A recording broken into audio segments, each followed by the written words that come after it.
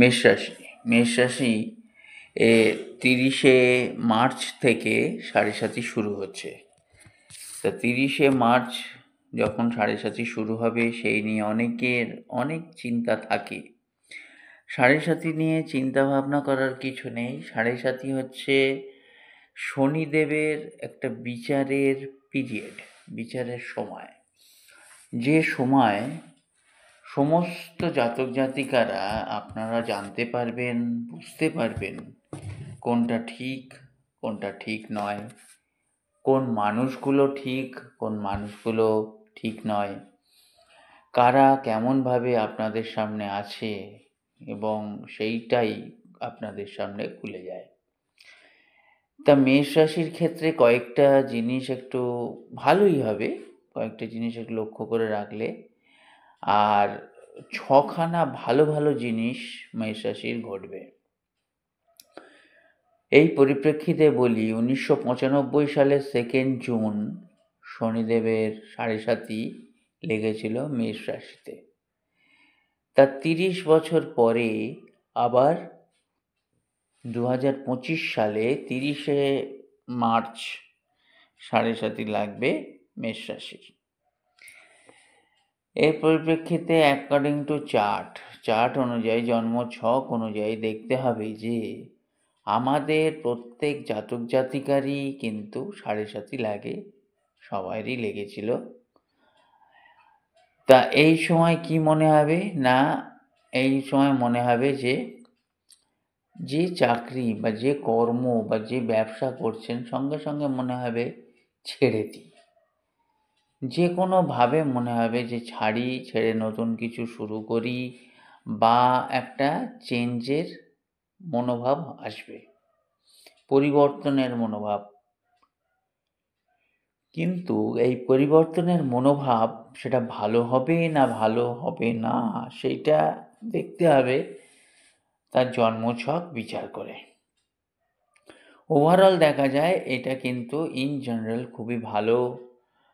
কিছু কিছু ক্ষেত্রে হবে, কিছু কিছু ক্ষেত্রে নয়। কারণ কি, দেখুন কেন বলছি, অনেকেরই অনেক কিছুই মনে হবে যে হ্যাঁ, কি দুটো কথা বলেই আবার জন্মছকটা দেখানোর জন্য বলা হচ্ছে। কিন্তু এখানে শনিদেব যদি ভালো থাকে, আপনার কর্ম চেঞ্জ করলে নতুন কর্ম আসবে।